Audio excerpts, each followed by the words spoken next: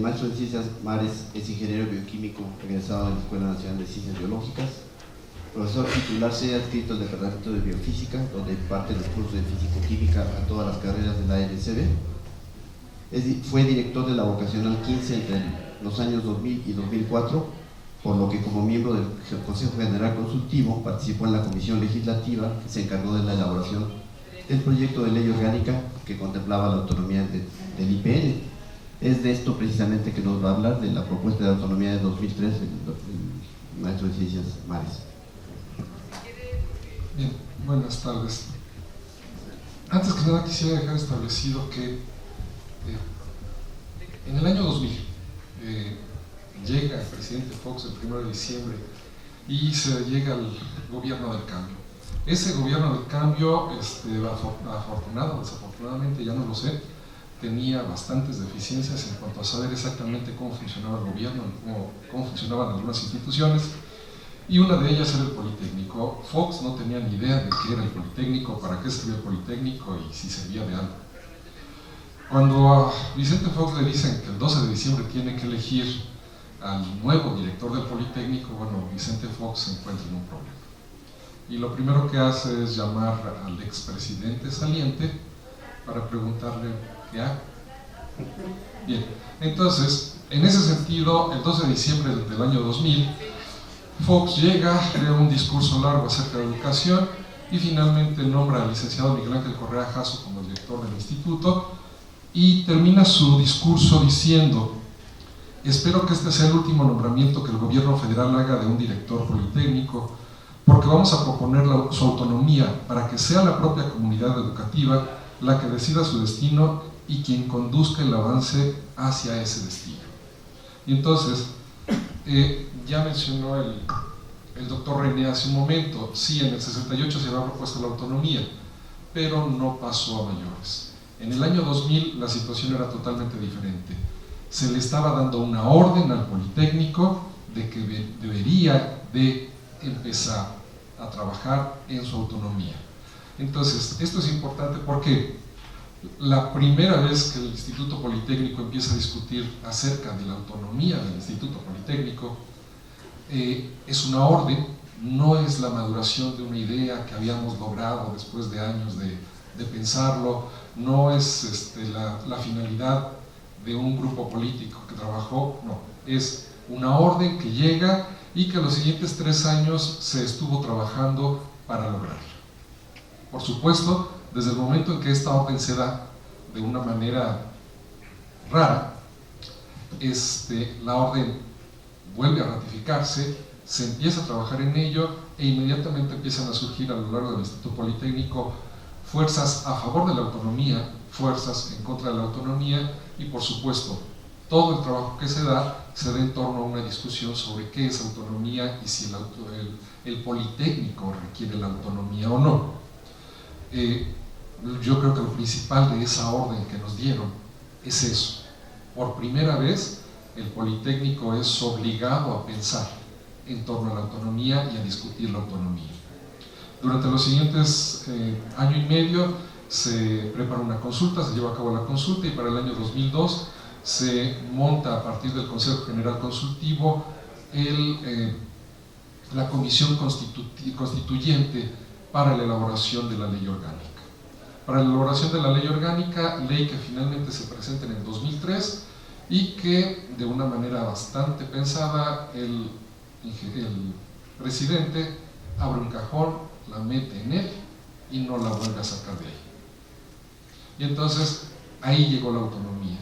Posteriormente, en diciembre de ese mismo año 2003, es removido el licenciado Miguel Ángel Correa Jasso, llega el doctor Villa y ya no se vuelve a hablar de la autonomía hasta los siguientes 3 años, en 2006, cuando en vísperas de la toma de posesión del nuevo presidente panista, el doctor Villa hace una serie de declaraciones diciendo que somos un organismo prácticamente autónomo, el Politécnico es autónomo en todo el esquema académico, no le pedimos permiso más que a los órganos colegiados internos, son ellos los que definen la vida académica de la institución. Posterior a eso, el doctor Villa es reelecto como director por 3 años más, y en ese momento sí, oficialmente nos olvidamos de la autonomía del Politécnico, ¿sí? Del 2006 hasta el 2014 nadie vuelve a nombrar la autonomía, de hecho es un tema tabú, aunque obviamente haber estado trabajando en ella pues dejó huellas que finalmente en 2014, como consecuencia del movimiento de los estudiantes, se empieza a nombrar otra vez la autonomía del Politécnico. Primero en una serie de publicaciones, algunas bastante extrañas, pero finalmente en la comparecencia del secretario de Educación, Emilio Choifet, una diputada perredista le pregunta si es el momento adecuado de discutir la autonomía del Politécnico, y la respuesta del secretario es: hoy es el mejor momento para sentarse a analizar la posibilidad de otorgar la autonomía al Instituto Politécnico Nacional. Bien, esto se lleva a cabo el 7 de octubre del 2014, cuando de hecho en el movimiento estudiantil todavía no se había pronunciado la palabra autonomía, aunque ya había algunos intentos de retomar esta autonomía. Del 2014 para acá, bueno, hay un congreso pendiente y ahora volvemos a hablar de la autonomía. Pero ¿qué es la autonomía? ¿Qué es la autonomía para el Politécnico? Bueno, yo les puedo decir las experiencias en la elaboración de esta ley, y les puedo decir que, por ejemplo, primero, la ley orgánica no es una Biblia, no estamos hablando de un libro de 500 páginas, la ley orgánica es un folleto de 13 páginas que contempla 34 artículos que definen lo que es el Politécnico. Cualquiera que quisiera pensar en la autonomía del Politécnico, lo primero que tendría que leer es esos 34 artículos y entender las consecuencias de los mismos. De hecho, los artículos son tan cortos que los que yo considero los 9 principales están en esta página, ¿sí? ¿Qué es el Instituto Politécnico? De acuerdo a la ley orgánica vigente desde 1981, el Instituto Politécnico es la institución educativa del Estado creada para consolidar a través de la educación la independencia económica, científica, tecnológica, cultural y política para alcanzar el progreso social de la nación, de acuerdo con los objetivos históricos de la Revolución Mexicana contenidos en la Constitución Política de los Estados Unidos Mexicanos. Cabe aclarar que este artículo para las últimas 4 gestiones presidenciales es obsoleto, porque eso de la revolución es una tontería, pero bueno, es la opinión de ellos. En el artículo 2, el Instituto Politécnico Nacional es un órgano desconcentrado de la Secretaría de Educación Pública cuya orientación general corresponde al Estado, con domicilio en el Distrito Federal y representación en los estados de la República, donde funcionen escuelas, centros y unidades de enseñanza e investigación que dependan del mismo. Este segundo artículo es muy importante porque somos un órgano desconcentrado de la Secretaría de Educación Pública. Esto nos convierte automáticamente en una oficina más de la Secretaría de Educación Pública. ¿Una oficina de qué nivel? Bien, si ustedes caminan por la calle rumbo al Canal 11, una vez que pasen al Canal 11 se van a encontrar con una guarderías que se le llaman CENDIs. Las guarderías por definición son órganos desconcentrados de la Secretaría de Educación Pública. Es decir, el Instituto Politécnico tiene el mismo nivel que las guarderías del CENDI. Esto es importante, ¿por qué? Porque tenemos una serie de órganos de apoyo definidos en esta ley orgánica, como son el Canal 11, el Sinvestab, la COFA y algunos otros, los cuales son órganos descentralizados, y al ser órganos descentralizados no pueden pertenecer al Politécnico. ¿Por qué? Organizativamente el Canal 11 es superior jerárquicamente al Politécnico, Sinvestab es superior jerárquicamente al Politécnico, COFA es superior jerárquicamente al Politécnico, y entonces no pueden ser nuestro Canal 11 ni nuestra COFA, no puede ser nuestro Sinvestab. ¿Por qué? Porque nosotros somos una simple oficina de la Secretaría de Educación Pública. Y entonces, entender este artículo 2 es entender precisamente el hecho de que no somos autónomos y empezar a pensar en por qué deberíamos de ser autónomos. ¿Sí? En ese sentido, el artículo 6, que junto con los otros dos son los más importantes de esta ley orgánica, establece: el patrimonio del Instituto Politécnico Nacional estará constituido por, número 1, los bienes que actualmente posee y los que destinen a su servicio. Número 2, las asignaciones y demás recursos que se establezcan en el presupuesto anual de egresos de la Federación. Número 3, los ingresos que obtengan por los servicios que preste. Número 4, las donaciones que se le hagan y que en ningún caso se entenderán como contraprestaciones al servicio educativo y que no deberán desvirtuar los objetivos del instituto. Y número 5, los legados que se le otorguen y demás derechos que adquiere por cualquier título legal.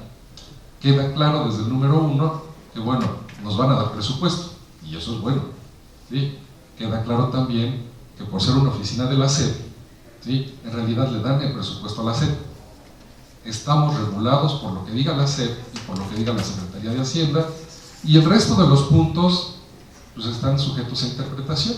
Están sujetos a interpretación porque, por ejemplo, en el año 2000, nuevamente hablamos de la administración de Vicente Fox, en el año 2000 la Secretaría de Educación y, en este caso, la Secretaría de Hacienda decidieron darle el presupuesto íntegro que había asignado la Cámara de Diputados al Politécnico, pero con la prohibición de utilizarlo para construcciones. Y entonces, en el trienio del 2000 al 2003, el Politécnico no podía realizar construcciones, no podía dar mantenimiento a sus escuelas, aunque tuviera el presupuesto, porque así lo había establecido la Secretaría de Hacienda, porque así lo había establecido la Secretaría de Educación. La Secretaría de Hacienda definió al Instituto Politécnico como una escuela cuya única capacidad era dar clases, por lo tanto, no podía tener ingresos autogenerados, no podía prestar ningún servicio, y consecuentemente el Politécnico debería de entregarle cualquier dinero que hubiera ganado. Durante todo el año 2002 y parte del 2003 estuvo peleando esto, y finalmente, en principio, a finales del 2002, la Secretaría de Hacienda se iluminó y dijo: bueno, les vamos a permitir que generen dinero, pero para que el Instituto Politécnico genere dinero, nos va a tener que pagar una cantidad cada escuela. De esa manera, cada escuela estaba obligada a darle a la Secretaría de Hacienda una cantidad de dinero que obviamente ya no iba a poder utilizar las escuelas. Algunos ejemplos: mi caso como director en Boca 15, en ese momento teníamos programado generar aproximadamente 650,000 pesos, es una escuela pequeña, ¿sí?, pero la Secretaría de Hacienda me estaba pidiendo que la vocacional 15 tenía que darle 450,000 pesos. Obviamente, algunas escuelas generan muchísimo más que eso. En este caso, una de las escuelas que estaba generando 120 millones de pesos anuales, Pixa, dijo: no hay problema, yo pago las cuotas de todas las escuelas y aún así me sobra dinero. Secretaría de Hacienda dijo: no, el dinero debe de provenir de cada escuela, ¿sí? Y entonces, en aquel entonces su Pixa se quedó con el problema de que tenía demasiado dinero y no sabía qué gastarlo. Muchas vocacionales se quedaron con el problema de que no tenían dinero para pagar, y el poco que iban a generar no les iba a servir prácticamente para nada, ¿sí? Para que se den una idea de qué estoy hablando, mientras que Boca 15 iba a generar, o tenía programado generar en ese momento 650,000 pesos, el presupuesto, libre de sueldos por supuesto, de Boca 15 era de 450,000 pesos. Entonces, las vocacionales y las escuelas en general tienen necesidad de los autogenerados. Cuando la Secretaría de Hacienda se le da la gana prohibir que se usen los autogenerados, entonces el Instituto Politécnico está en problemas. Todas las escuelas del instituto están en problemas. ¿Cuál fue la solución que dimos, por ejemplo, en Boca 15? Aumenta los costos de todo lo que generas. Y entonces, de estar cobrando cursos a 300 pesos, empezamos a cobrar cursos a 1,200. Solo así pudimos cumplir con las necesidades de la Secretaría de Hacienda, puesto que le teníamos que pagar por trabajar. Esta situación se ha repetido en diferentes intensidades y con diferentes situaciones a lo largo de los años. Por ejemplo, en este año, Secretaría de Hacienda no está autorizando la consolidación de horas de los maestros, es decir, si un maestro tiene 2 plazas y quisiera, por ejemplo, tengo una plaza de 30 horas y una plaza de 10 y quiero ser maestro de tiempo completo, entonces no la puedo compactar. No lo puedo compactar porque la Secretaría de Hacienda no lo permite, ¿sí? Normalmente, cuando el Politécnico hace una contratación, la contratación provoca todo un movimiento que pasa a través de la SEP, que pasa a través de la Secretaría de Hacienda y que tarda aproximadamente como mínimo 3 meses para que el maestro reciba su sueldo. Entonces, los maestros interinos normalmente cobran 3 meses cuando les va bien, dejan de cobrar otros 3 y así se avientan el año. Y eso para todo el mundo debería ser jugar con la vida de las personas, pero bueno, Secretaría de Hacienda es así. Si a eso le añadimos las ineptitudes a veces en las escuelas y en el Politécnico para procesar la información, pues llega ocasiones en las que el interino se queda sin cobrar 5 meses, por ejemplo. Es decir, da clases gratis todo el semestre, aunque su bono de Navidad llega bastante importante. Claro, como le pagan en una sola exhibición, Hacienda le cobra más impuestos. Entonces, la autonomía no es un juego. La autonomía, tal como nos expresó el doctor René, no garantiza absolutamente nada, ¿sí? ¿Somos autónomos, como dice el doctor Villa? Bueno, teóricamente sí, si consideramos que autonomía es que nos hayan impuesto el nuevo modelo educativo. ¿Por qué? Porque a ningún maestro, y que yo sepa, ningún alumno fue consultado respecto a si quería el nuevo modelo educativo. Sin embargo, ya desde 1998 se empezó a trabajar en el modelo educativo con el ingeniero de Guerra, posteriormente lo retomó 3 años Miguel Ángel Correa Jasso, ya le dio mayor forma, y finalmente lo puso en funcionamiento el doctor Enrique Villa, ya por 2004, 2005. ¿Sí? Y bueno, en este momento creo que ya no existe, pero fueron muchos años de trabajar en este modelo, que es un modelo de la OCDE, y que nos vendieron como parte de la autonomía. Entonces, si alguien impuso el modelo al Instituto Politécnico, yo no lo presentaría como autonomía, pero bueno, el doctor Enrique Villa lo presenta así. Todo esto implica varias cosas. ¿Qué es ser autónomo?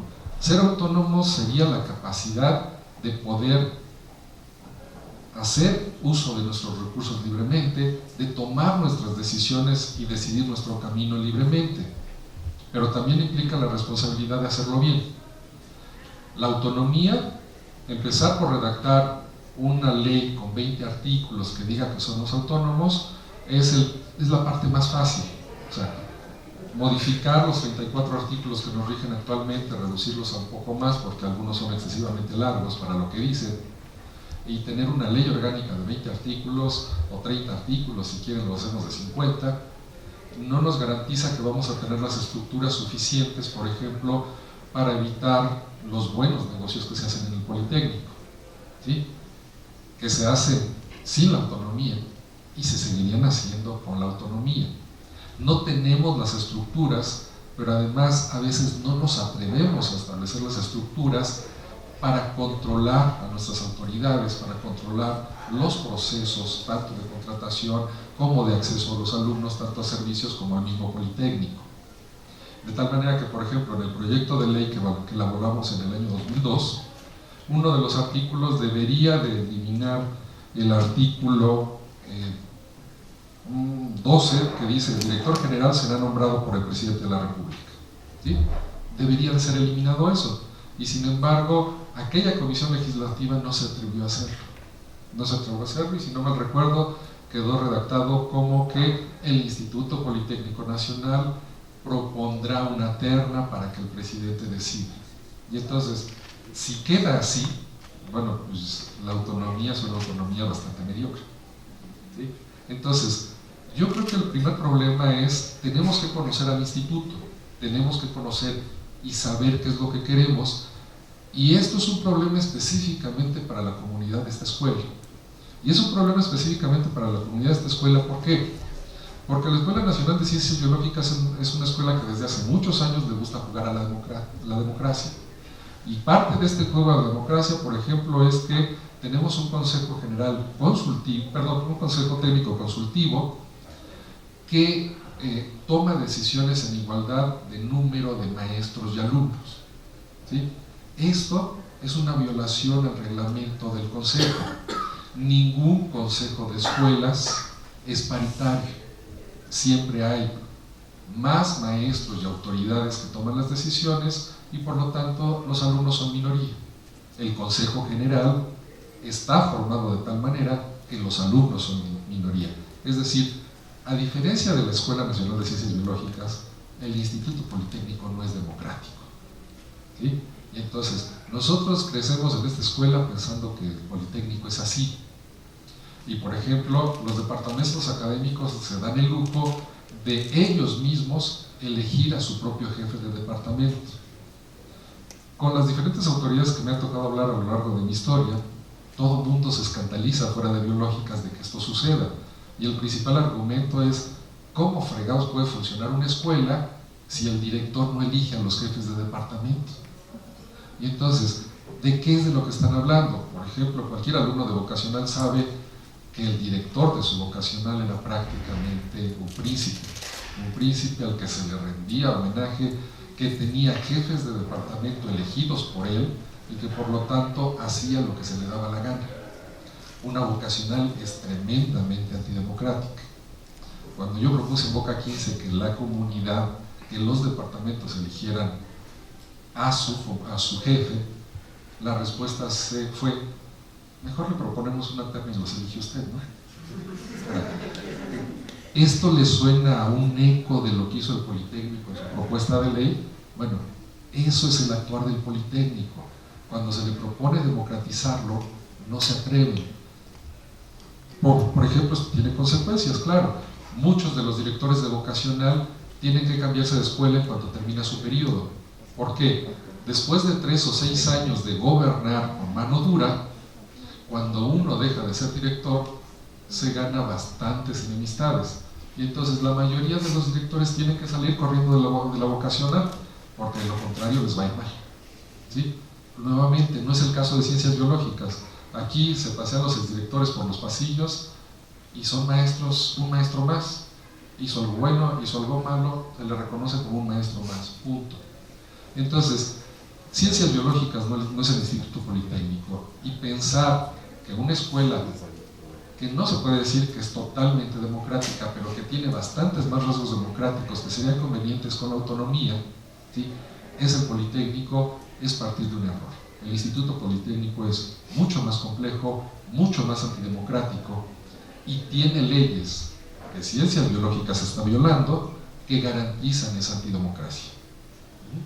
Entonces, obviamente, la autonomía no es garantía de nada, la autonomía no es una panacea, pero sí nos resolvería unos cuantos problemas, siempre y cuando logremos, junto con la reforma de las leyes, establecer las estructuras democráticas, transparentes, que garanticen un funcionamiento adecuado y, digamos, medianamente decente de lo que sería el Instituto Politécnico Nacional.